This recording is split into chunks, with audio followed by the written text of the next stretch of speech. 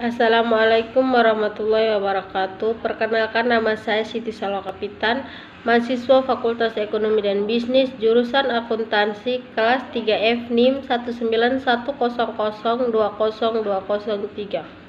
Saya dari kelompok 9. Di sini saya akan menjelaskan tentang penilaian persediaan, pendekatan biaya, a cost basic approach.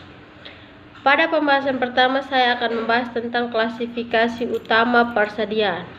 Persediaan merupakan suatu aset yang sangat penting bagi suatu entitas, baik bagi perusahaan retail, manufaktur, jasa maupun entitas lainnya. Persediaan atau yang biasa disebut juga sebagai inventory merupakan suatu pos aktiva yang dimiliki perusahaan dengan tujuan dijual pada operasi bisnis yang normal atau barang yang akan digunakan perusahaan dalam memproduksi barang-barang yang akan dijual. Yang kedua adalah jenis-jenis persediaan. Yang pertama, pada perusahaan jasa, persediaan terdiri dari barang pembantu atau persediaan barang habis pakai atau yang biasa disebut inventory of supplies. Yang kedua, pada perusahaan dagang, terdiri dari persediaan barang habis pakai dan persediaan barang dagangan. Yang ketiga, pada perusahaan industri dan manufaktur, terdiri dari persediaan bahan pembantu atau bahan habis pakai, persediaan bahan baku dan bahan penolong, serta persediaan barang dalam proses dan produk jadi. Yang ketiga, klasifikasi persediaan. Berdasarkan kriteria yang telah saya sebutkan tadi, persediaan mencakup unsur-unsur sebagai berikut. Yang pertama, barang dagangan, yaitu barang yang dibeli oleh perusahaan dari pihak lain dalam kondisi yang sudah siap untuk dijual, tanpa harus melakukan pemrosesan lebih lanjut. Misalnya, persediaan pedagang mobil akan menyediakan mobil. Yang kedua, bahan baku adalah barang-barang yang dibeli oleh perusahaan dalam keadaan yang harus dikembangkan atau diproses lebih lanjut. Misalnya, jika kita ingin memproduksi sepeda, maka bahan baku yang kita butuhkan adalah pipa baja. Yang ketiga adalah bahan pembantu. Bahan pembantu merupakan barang-barang yang dibeli oleh perusahaan dalam rangka mendukung proses produksi sampai menjadi barang jadi.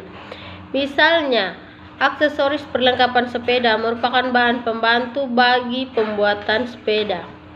Yang keempat, barang dalam proses adalah bahan yang sudah dimasukkan dalam suatu proses produksi tetapi belum selesai diolah.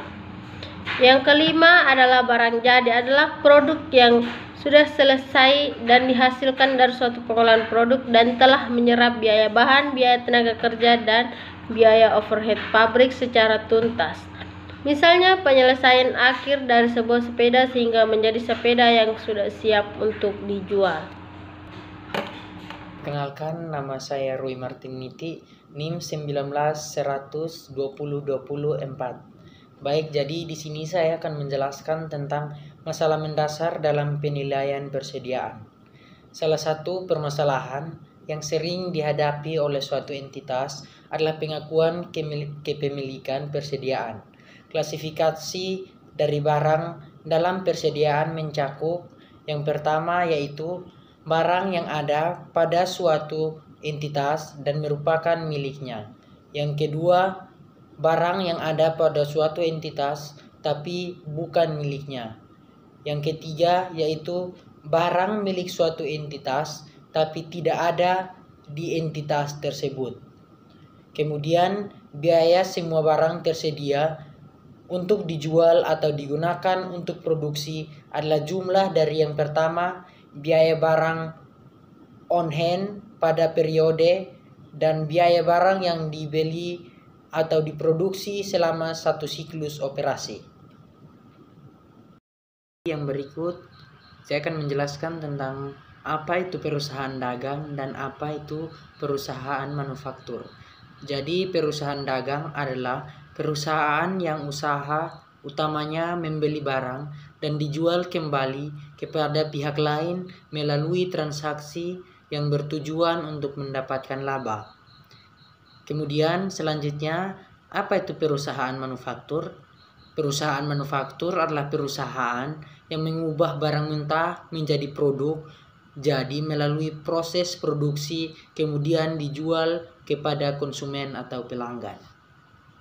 Baik, jadi selanjutnya saya akan menjelaskan tentang pos-pos yang dimasukkan sebagai biaya persediaan, yaitu terdiri dari beberapa, yaitu yang pertama biaya produk. Apa itu biaya produk? Jadi biaya produk atau yang biasa disebut dengan product cost adalah biaya yang melekat pada persediaan dan dicatat dalam akun persediaan.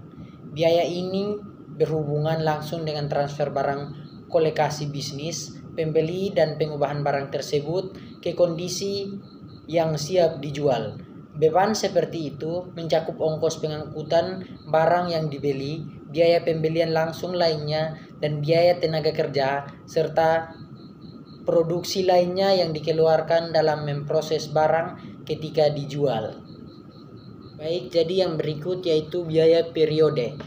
Beban penjualan atau selling expenses, dan dalam kondisi yang biasa, beban umum serta administrasi tidak dianggap berhubungan langsung dengan akuisisi dan produksi barang dan karenanya tidak dianggap sebagai bagian dari persediaan. Biaya semacam itu disebut dengan biaya periode secara konseptual.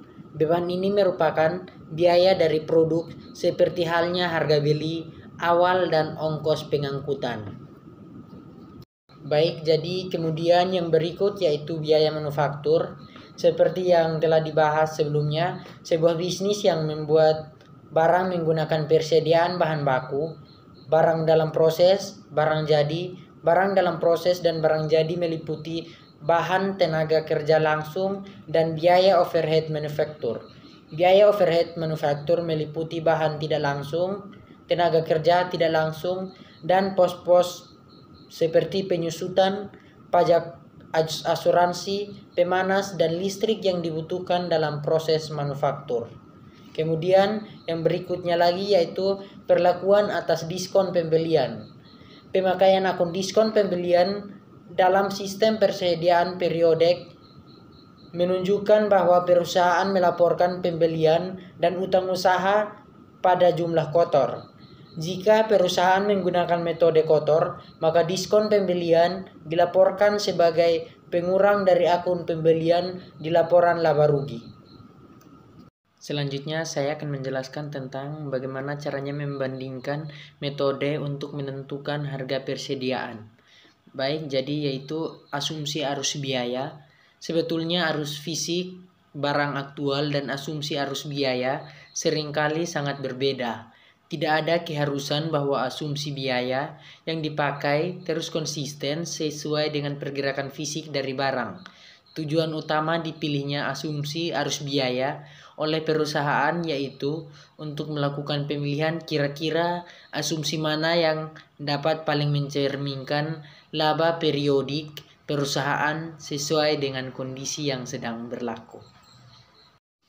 Sekian presentasi dari kami. Apabila ada yang kurang berkenan, mohon dimaafkan.